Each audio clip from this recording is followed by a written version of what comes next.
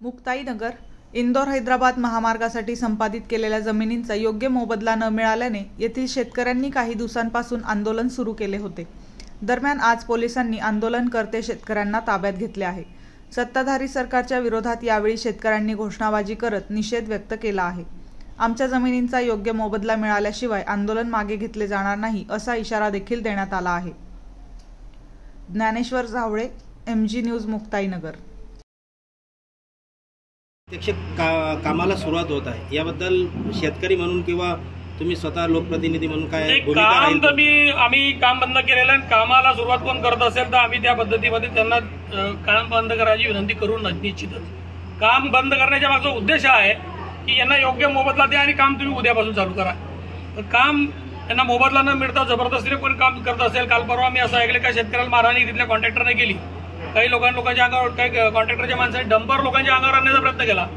पोलिसांना तक्रार देण्याचा प्रयत्न केला, पोलिसांनी तक्रार घेतली नाही आणि त्यांची शेवटी कॉन्ट्रॅक्टर दार्जिनी झाली काय प्रशासन असं वाटायला लागून गेलेलं आहे। त्याच्यामुळे आज प्रशासनाचा निषेध करण्यासाठी आम्ही इथे आलोय, शेतकऱ्यांना पाठिंबा देण्यासाठी इथे आलोय। भाऊ, शेतकऱ्यांची तक्रार होती की या डंपर चालकाने ज्याने मारहाण केली किंवा जे डंपर चालक आहेत कोणत्याही प्रकारची रॉयल्टी नसताना ही वाहतूक केली जात आहे, तशीच तक्रार आहे। म्हणून तहसीलला जे 4 डंपर लागले आणि इतरही डंपर जे आहे ते त्यांना लावण्याचा प्रयत्न केला, पण काल तहसीलदारांनी त्यांना त्याच्यामध्ये मदत केलेली नाही।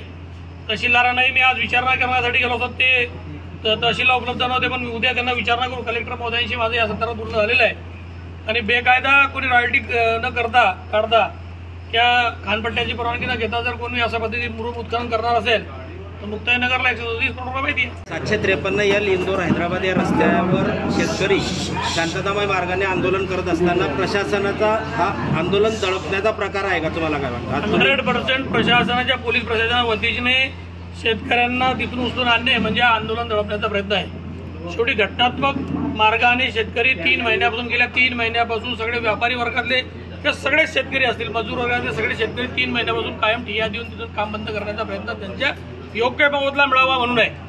सरकारच्या प्रोजेक्टला विरोध नाही, पण त्यांना योग्य मोबदला मिळाला पाहिजे। साठी त्यांनी अनेक दरबाराचे जाऊन दरवाजे ठोकले, पण त्यांना त्या पद्धतीमध्ये त्याचं उत्तर काही आलं नाही, म्हणून ते आंदोलन करतात। त्यांच्या आंदोलनात आम्ही पण सहभागी। आता त्यांचं PI साहेब जाऊन त्यांना तिथून रिटर्न करून आणलं।